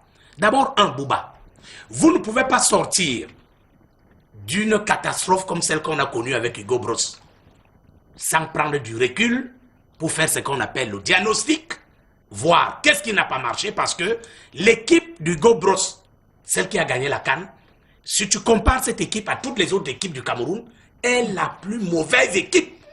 Champion du Cameroun, champion d'Afrique entière, qui a des résultats après la CAN. C'est la plus mauvaise de toutes les équipes du Cameroun qui ont gagné la CAN. Et lorsque je disais sur votre plateau ici que ce monsieur-là n'avait pas le niveau d'entraîner l'équipe du Cameroun, les gens m'ont brandi la CAN comme si la CAN était une référence ou un événement pour le Cameroun. Bouba, votre fils a eu le CPE. Vous nous invitez, on vient, on mange, on boit. On félicite le gamin. Alors, oui, il échoue l'entrée en 6e. Et vous lui demandez de doubler le coût moyen 2. Il repasse le CPE. Vous nous invitez encore pour venir manger, Bouba? Vous nous invitez encore? Donc c'est ça notre pays, c'est ça le Cameroun. Alors, les politiques donc s'arrangent à céder l'équipe nationale à des individus. Vous voyez jusqu'où les gens sont cyniques dans ce pays. L'équipe du Cameroun est un patrimoine dont on ne doit pas s'amuser avec, parce que c'est la seule chose qui peut encore apporter le vivre ensemble aux Camerounais. Lorsque le Cameroun gagne, on ne sait pas que je suis de tel parti politique ou je suis de telle région, c'est le Cameroun qui gagne. Aujourd'hui donc, quand on cède l'équipe nationale à un individu, il peut mettre à la tête de cette équipe des copains, des amis qui gèrent donc au quotidien cette équipe. Lorsqu'on vient avec 2 gamins, les 2 petits Néerlandais dont on parle, pour venir entraîner l'équipe du Cameroun, mais c'est amusant, Bouba. Et on vous dit que ces gens-là sont des grands joueurs. Bouba, moi je suis le foot depuis 73. Les Néerlandais ont eu 2 catégories de grands joueurs. Les années 70 avec John Cruyff, avec Johnny Rep, avec les Nesken et les autres.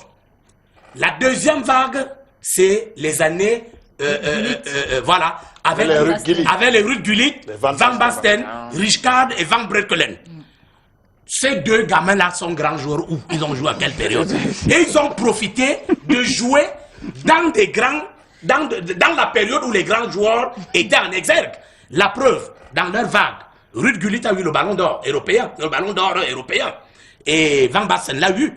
Et c'est les 2 joueurs qui ont pesé pour le gain final de l'Euro 92, en battant en finale l'URSS de l'époque. Donc pour dire que quand on vient brandir à nos autorités politiques qui n'en savent pas grand-chose dans les affaires de foot, il faut le dire, on leur dit ce sont des grands entraîneurs, ils vont nous amener patati patata. Bouba, vous étiez au stade, vous avez vu un joueur qu'on appelle Georges Ntep. Ntep est arrivé ici, il n'a jamais joué un seul match à Wolfsburg. Je parle sous le contrôle d'un agent de joueur qui est sur ce plateau. Il n'a jamais joué un seul match.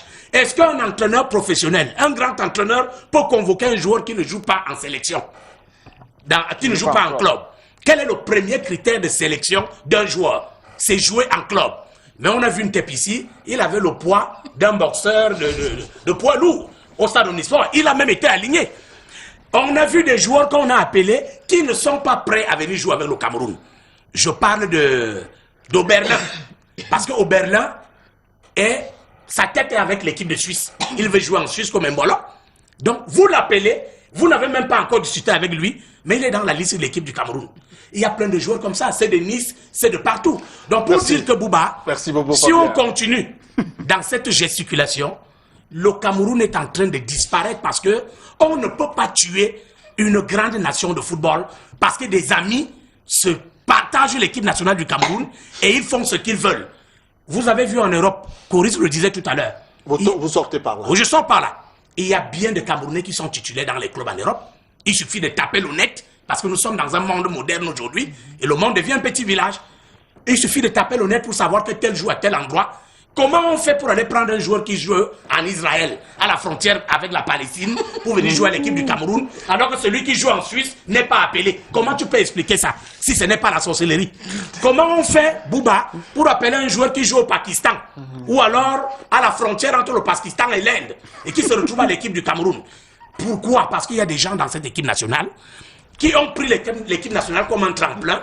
Ils prennent des joueurs, ils viennent mettre dans cette équipe nationale pour revendre les joueurs. Vous savez très bien que quand un joueur a porté le maillot de l'équipe du Cameroun, son CV prend de l'ampleur. Je parle sous le contrôle d'un agent de joueur ici. Donc pour dire que si les gens continuent à s'amuser avec le Cameroun jusqu'à ce niveau-là, je crains fort bien que les malheurs de ce pays ne viennent pas aussi de ce côté-là, le côté du football.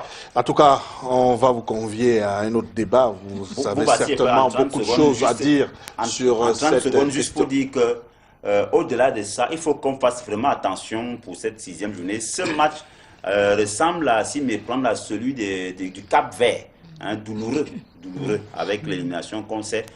Le Cameroun a déjà disputé 5 matchs sur ces 2 entraîneurs. On n'a que 2 buts inscrits et 4 encaissés. Et on a pris tous nos buts avant les 30 premières minutes. Donc il faut faire très attention. Contre ce même comme on a pris un but avant la 10e minute, hein, on a égalisé à 10 minutes de la fin du match. Donc, faisons avec la pression d'un Fanena. C'est vrai qu'on parle de joueurs nocturnes, mais attention avec cette équipe qui n'a rien à perdre, vraiment, et qui nous attend même sur un autre dossier que je ne veux pas évoquer ici. Voilà, merci. On en parlera après la publication de la liste par Clarence Sidorf. Peut-être un dernier mot sur la question. Non, mais Vraiment en 30 secondes. Oui, je pense qu'il faut pas qu'on mette beaucoup de psychose dans l'esprit des Camerounais. Nous avons des joueurs valables, n'est-ce pas, qui peuvent, à mon avis, qui jouent en club et qui peuvent gagner les Comores, qui ne sont pas, pour moi, un foot de guerre. Il ne faut pas qu'on se dise que nous avons le même niveau que les Comores. Quand je disais tout à l'heure qu'il y a des joueurs du Comore qui ne jouent carrément pas en club, ils vont en salle de gym et ils sont titulaires. Ils ne sont pas dans la même configuration. Monsieur Bongo, il me semble que, ça je le dis, c'est-à-dire il faut converger vers un saut qualitatif. On ne prépare pas une équipe pour les Comores. Il faut qu'on soit d'accord. Voilà. On prépare une équipe à, comment je vais dire ça? Nous sommes d'abord en train de parler du match. Non, le Cameroun ne se situe pas assez défini face au Comores. C'est une question bien précise. Après, ça c'est un autre débat, madame. Pour moi, non, je dis que pour moi... Le Cameroun n'a pas de débat à faire face au Comores. Ok, très bien. On vous a compris. Si nous arrivons là, c'est que nous sommes tombés bas. Ok, on vous a compris. C'est simplement que le consultant disait tout à l'heure que le Cameroun est au même piédestal que les Comores parce que nous avons des joueurs qui ne jouent pas en club, tout comme ceux des Comores. Nous avons des joueurs, tous nos joueurs jouent en club.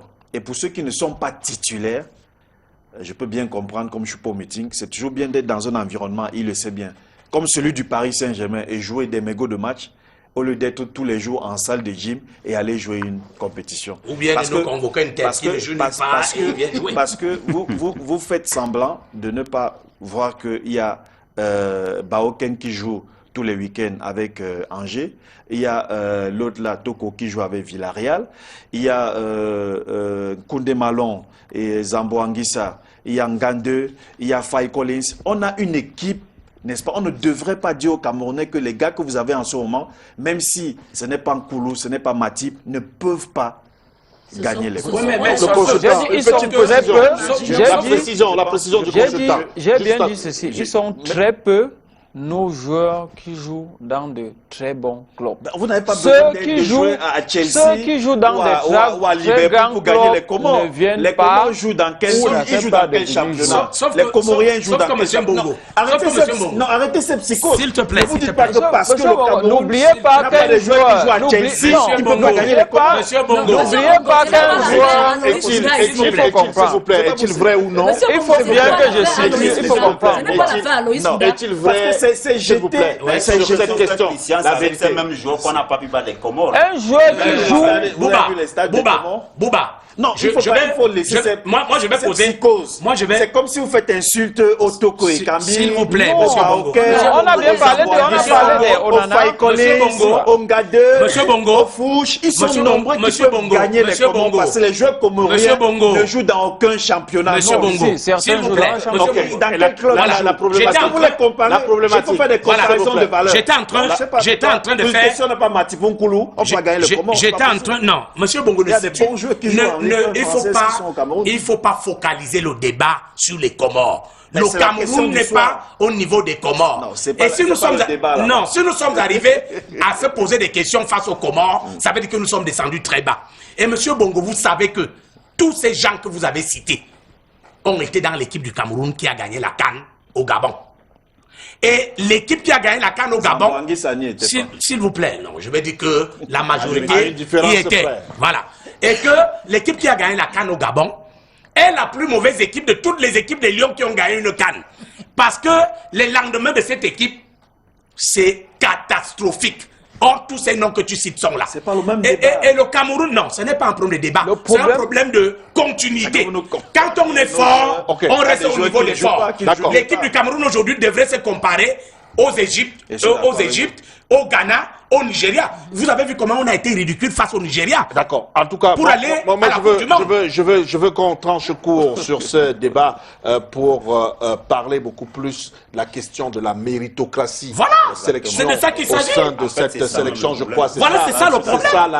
C'est ça la problématique. Et vous savez, Bouba, pour clore en quelques secondes, le problème que Matip reproche aux dirigeants de la fédération et à ceux qui nous gouvernent, c'est que voilà un joueur qui est né chez les Blancs, qui a grandi là-bas, qui connaît que lorsque tu joues tous les matchs amicaux à la préparation d'un grand tournoi, il n'y a pas de raison que tu ne sois pas titulaire à la phase finale. Mais Matip joue donc tous les matchs amicaux avec le Cameroun, mais quand on arrive au Brésil, on sort Sédhiou dans un sac. On ne sait d'où il vient. On dit à Matip que non, c'est lui qui joue maintenant. Un tiers de blessé d'ailleurs. Blessé, il sort de blessure, il sort dans un sac, il sort de blessure.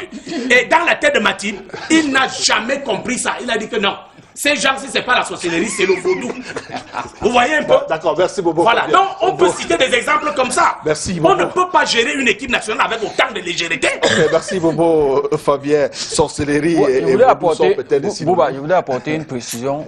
Et dit à M. Bongo que lorsque vous jouez au Maccabi Haïfa, il faut dire que vous avez pratiquement le même niveau que celui qui joue à Laval ou à Valenciennes en deuxième division en France. Non. Il faut bien parce que le comprendre. Maccabi Haïfa Deuxième joue la Champions League ou la Non, Coupe de il joue Ligue. la Champions League parce Deuxième, que... mais tout comme le vainqueur de la Non, Coupe de j'explique France à qui est en M. troisième Bongo division peut que... jouer J'explique l'Europa à M. League. Bongo que... Et après, Israël... vous vous focalisez sur Mandjak. Non, s'il on vous laisse plaît, Mandjak, s'il vous on laisse plaît. Mandjak. Monsieur Bongo, je t'explique... Mais c'est un maillon très faible de l'équipe Monsieur Bongo, nationale. je t'explique que...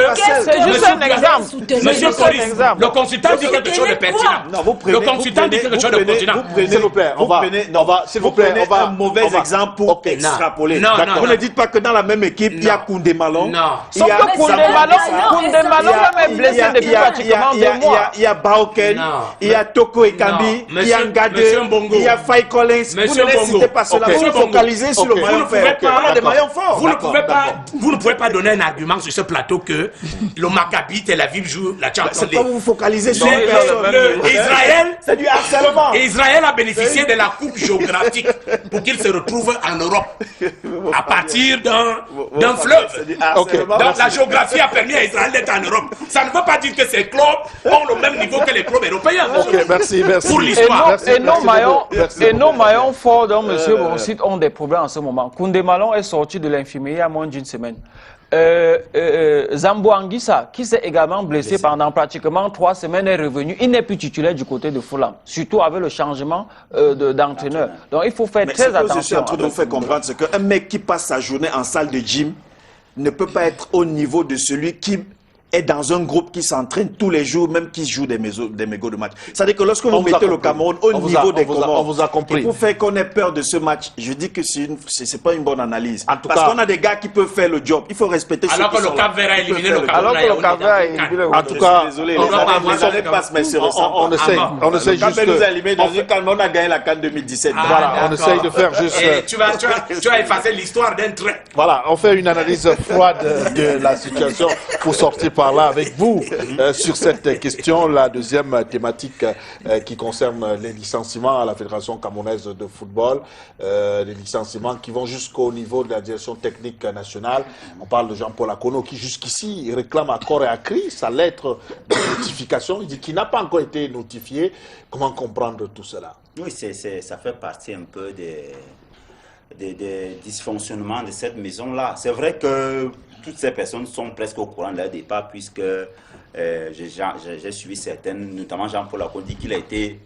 il a appris, on lui a passé un coup de fil, mais il n'a jamais été notifié, encore qu'il réclame également un peu plus de 4 ans d'arriéré.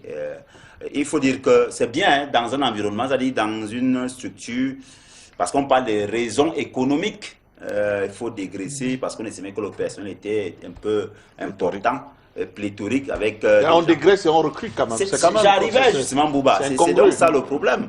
Pendant que vous faites partie, plusieurs personnes au quartier sous ce prétexte-là, vous recrutez. On a un nouveau coordonnateur, un nouveau, comment on a appelé, superviseur des sélections nationales du Cameroun. Est-ce qu'il sera rémunéré comment? Il y a 2 directeurs de Poste cabinet. créé. Poste créé, 2 directeurs de cabinet. Pourquoi faire? Pourquoi faire alors que vous dites Même que au vous avez palais, beaucoup même au d'argent? palais a Donc, de étudié. mon point de vue, Coordonnateur de Team Press, poste créé. on a un coordonnateur de Team Press qu'on a nommé depuis. On a un superviseur des sélections nationales. Lorsqu'il y a un coordonnateur, qui sera le patron de l'autre? C'est un peu un problème. Et on sait déjà que le coordonnateur a 2 adjoints. Donc, pour un même poste carrément, on a 4 personnes.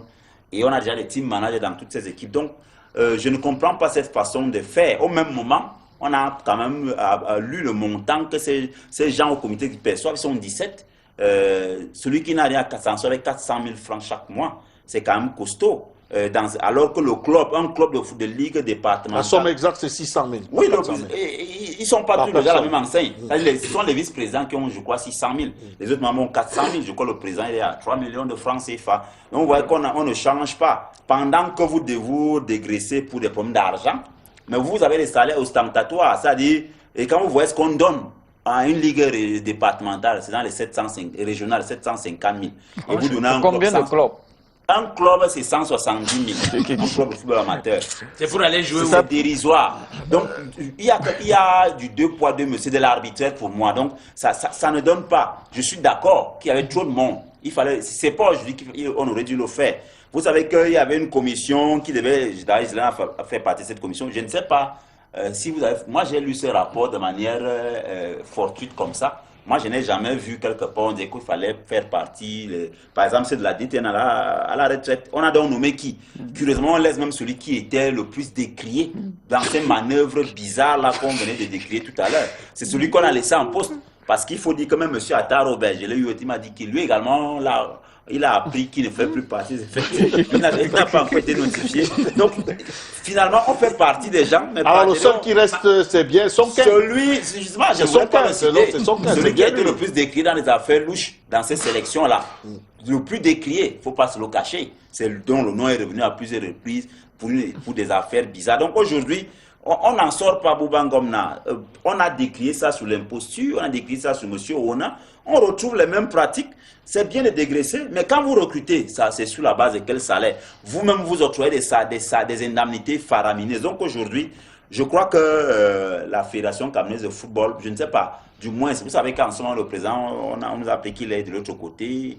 À la recherche d'un sponsor. Justement, et vous savez que c'est M. Kadi qui a été, c'est son agence qui a été désigné pour s'occuper du marketing de. Je ne vais pas citer le nom, hein. D'accord. On commence par T. Alors, Bobo Fabien, on parle de plus en plus à la DTN. Jean Manga Ongene est parti avec Jean-Paul Akono qui seront remplacés par Michel Kahn, un autre lion notable. Vous voyez donc, Michel, c'est un grand frère que je respecte beaucoup. Il a d'ailleurs fait une très grande carrière de footballeur. Mais on ne peut pas tourner autour du pot.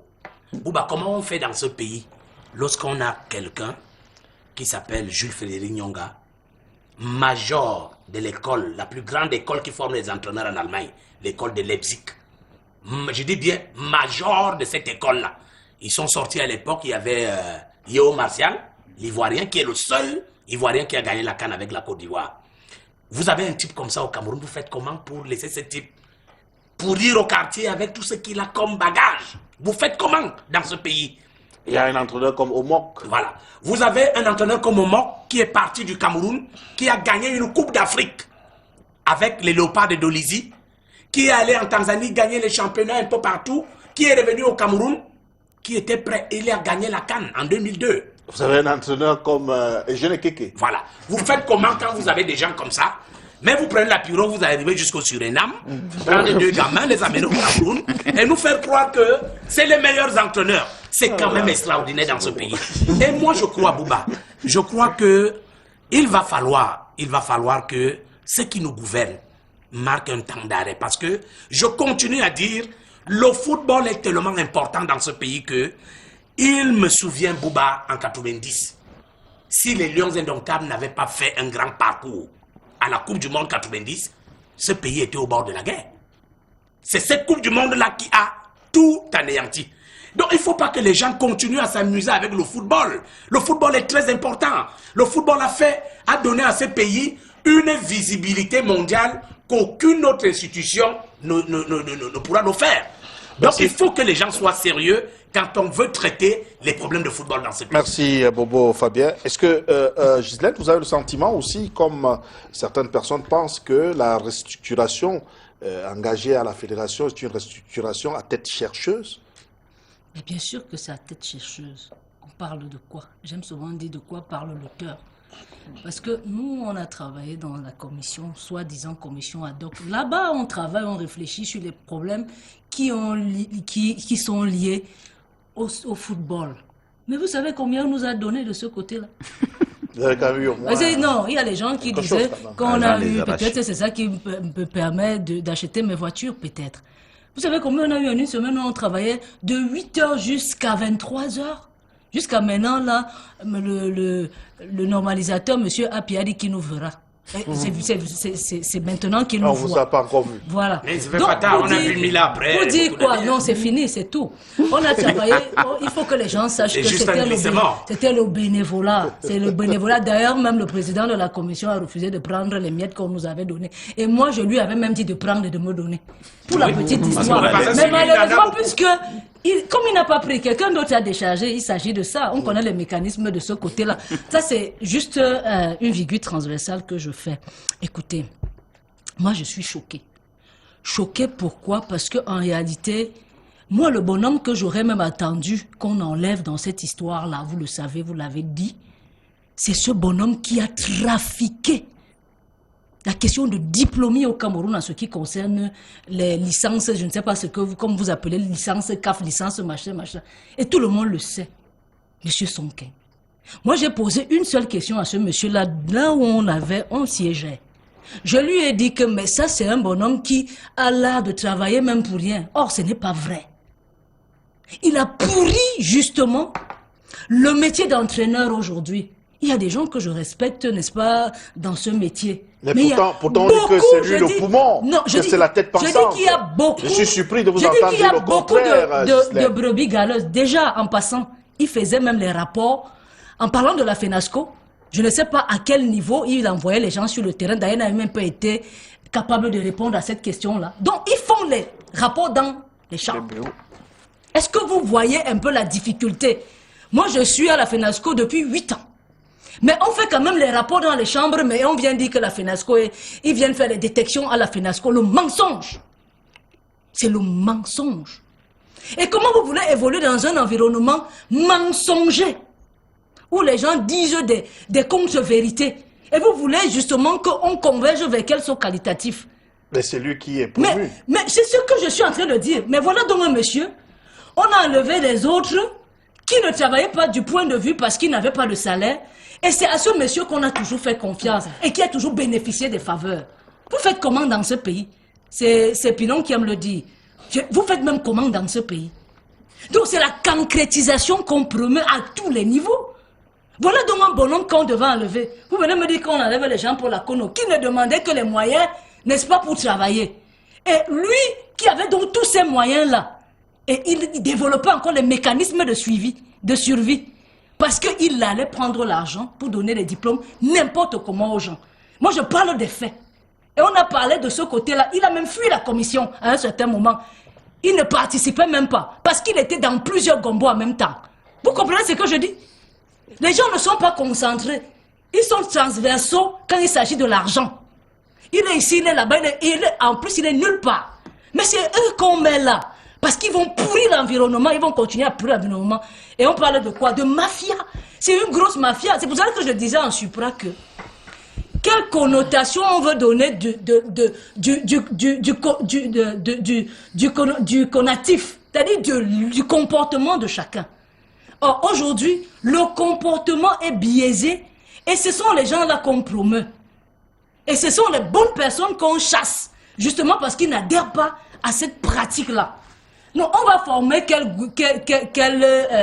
DTN avec les noms que vous avez cités là tout à l'heure. Ok, merci. On va former quel DTN avec ces noms-là. Merci Ça Ghislaine. ne sera pas possible, ça sera les Attendons. DTN des réseaux. Attendons de voir, c'est pas encore Voilà. opérationnel, c'est pas encore effectif. En tout cas, c'est encore dans les enveloppes. On espère que les décideurs vont peut-être essayer de refaire un peu une espèce d'examen de conscience par rapport à la situation de ce côté-là. Alors, vous êtes un expert en question litigieuse. Alors, quelles sont les voies et moyens que les employés de la FECAFOOT qui ont été mis maladroitement dehors ont pour pouvoir... Qui ont été limogés au téléphone. Parce qu'ils n'ont pas reçu de- Bon, il faut dire que je suis plus expert dans le cas des règlements qui régissent le sport Aloïs. international. C'est-à-dire que FIFA est tribunal d'arbitrage du sport, mais ici, je pense que c'est un litige lié, n'est-ce pas, comment je veux dire, au contrat de travail. Donc, c'est un litige qui... Mais comment est-ce que concerne, vous avez n'est-ce pas, accueilli le ministère du cette Travail. Mais nouvelle-là? techniquement, il y a la même approche pour, n'est-ce pas, voir ce genre de situation. Que ce soit dans le football ou dans le civil, lorsque vous limogez de manière abusive un employé, vous devez à la suite prévoir ces indemnités. On parle de licenciement. 71 millions Donc, que ça, la c'est- FECAFOOT n'a pas et compte sur la FIFA pour pouvoir... Bon, voilà, donc je suppose que la fédération... Alors qu'elle venait de broyer 5 milliards 600 millions en 23 mois dans la période de l'imposture. D'accord. Je suppose qu'en prenant la décision de mettre un certain nombre d'employés à la porte, cette fédération a pris justement la peine de bien calculer leurs indemnisations à reverser à ces différentes personnes au prorata des années qu'elles ont faites dans cette maison et sûrement en fonction du contrat que chacun avait signé. Parce que j'espère que à la fédération, ces gens qui sont mis à la porte avaient un contrat de travail.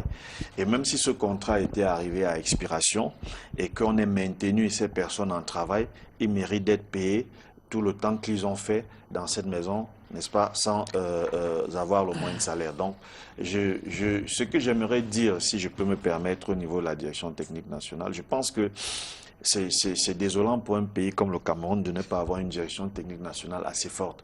Parce que dans tous les pays développés du monde entier, la politique même sportive, la politique du football d'un pays, de la base jusqu'au sommet, va part de la direction technique, n'est-ce pas, pour implémenter ce qu'on veut de notre sport ou de notre football de demain. Et c'est dommage qu'au Cameroun, déjà, ces dernières années, cette direction n'a pas fonctionné apparemment correctement.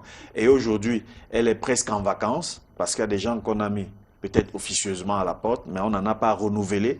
Et c'est dangereux pour un pays comme ça de ne pas avoir ce genre de poste occupé à plein temps. Mais alors, Coris, on on sort par là avec la situation des employés. De sources sûres, ça tombe dans mon télégramme. À l'instant, on dit que les confrontations entre les employés, la FECAFOOT et l'employeur, on dit qu'on a renvoyé ça devant l'inspecteur du travail pour le 15. Le 15, ils n'ont pas pu s'entendre parce que l'inspecteur du travail exige le respect de l'article 40 du Code du travail et puis les indemnités n'ont toujours pas été calculées et pour l'inspecteur du travail, ces licenciements sont nuls et faits. C'est quand même un peu compliqué. Ben, c'est très compliqué. Je le disais encore ici la semaine dernière que le premier constat qu'il faut faire, c'est qu'il y avait énormément du monde à la FECAFOOT. Il y avait énormément d'employés pour une fédération comme celle-là. Je faisais une étude comparative en disant qu'à la CAF, on retrouve à peu près 54 personnes. Je dis la CAF qui gère le football africain, mais que curieusement, au Cameroun, on partait du licenciement de pas moins de 54 personnes et 6 autres qui partaient en retraite. Vous comprenez que c'était idéal. Il restait donc combien à la maison? Vous comprenez que c'était lourd. Maintenant, généralement, lorsqu'on veut dégraisser, on ne fait pas un dégraissement, j'ai envie de dire, à tête chercheuse. Parce qu'il faut dire que nous sommes là après, nous sommes là dans ce qu'on appelle l'après-élection. Ok, il faut récompenser des amis. Et j'ai dit c'est très dangereux lorsque vous gérez une organisation ou une fédération. Qui est le nouveau superviseur des équipes nationales? C'est Stéphane Tato. Vous savez bien que lors des élections à la FECAFOOT, les anciennes gloires se sont divisées pratiquement en deux. Il y avait le camp Stéphane Tato qui soutenait celui qui a été élu, et il y avait notamment l'autre camp qui soutenait. Donc Tato a été récompensé. Vous comprenez tout de suite qu'il y a il y a une récompense de ce côté-là. Et moi, j'ai dit, il faut faire très attention lorsque vous gérez une fédération. Lorsque vous arrivez dans une... Mais sauf que, Corée, je ne te coupe pas. Sauf que, il y a des gens qui sont arrivés à la fédération dans les enveloppes. Je ne vais pas citer leur nom. Tato peut avoir le mérite d'avoir été un ancien international camerounais qui a été capitaine de l'équipe nationale du Cameroun pendant 2 Coupes du Monde. Logiquement. Et puis Tato, ce n'est pas une tête vide. Hein? Oui, oui. Tato a quand même un baccalauréat et peut être dans cette maison. Mais les gens sont venus dans cette maison, ils voyagent tous les jours dans l'avion. Dans les enveloppes, ça dit que leurs amis les mettent dans l'enveloppe. Et quand on déballe le sac à l'intérieur, on sort l'enveloppe, on dit que le voici. Et il devient employé de la fédération. Merci. Donc on comprend que si Tato est là aujourd'hui, au moins pour des services rendus à la nation, il mérite d'être là. Ok, d'accord. Effectivement, c'était sans rien enlever, n'est-ce pas, au talent, au mérite de Stéphane Tato, que tout le monde respecte. Ok, on voulait juste vous dire que à ce niveau-là, on comprend qu'il y a quand même on est en train de récompenser certaines personnes et forcément, il faut mettre de côté ceux qui ne vous ont pas soutenu. Parce qu'on ne doit pas se le cacher, on le disait encore tout à l'heure. La chasse aux sorcières. Il y a eu une scission, n'est-ce pas, entre les anciens footballeurs, entre nos anciens gloires. Une partie était avec Joseph-Antoine Bell et une partie était avec l'actuel président de l'Africa Football. Merci, cher monsieur Christian. Merci d'être venu. C'est la première fois sur ce plateau. Vous reviendrez? Bah, avec plaisir. Et c'était un plateau, plateau très attrayant. Après le match. Après le match, on les commandes, je crois Bah, que... si je suis là, je vais Non. venir avec plaisir. Voilà. J'attends le carton d'invitation, il n'y a pas de souci. Bobo Fabien, vous reviendrez certainement Je la veille reviendrai du parce match que j'ai des pour choses- soit décrypter le match. Oui, décrypter le match, des et choses à il y a dire. des choses à dire aux Camerounais. Ok. J'ai Ghislaine, mené des enquêtes. Non, mais c'est toujours avec plaisir. Vous savez que je sors d'une longue maladie, vous le savez. Mais quand vous m'invitez, je viens, surtout qu'il y a des échéances, une échéance importante qui nous attend. Et je suis interpellée. C'est pour cela que je n'ai pas le droit de rester alité. merci Thierry Do. Moi, je suis là. C'est vous le commandant du BIS. Quand vous avez besoin de moi, je suis là. Merci, cher monsieur. C'est terminé. On prend rendez-vous avec notre consultant permanent XXL pour la semaine prochaine, jeudi, quand il sera à 21h30. D'ici à là, gardez le sourire. Bien le bonsoir.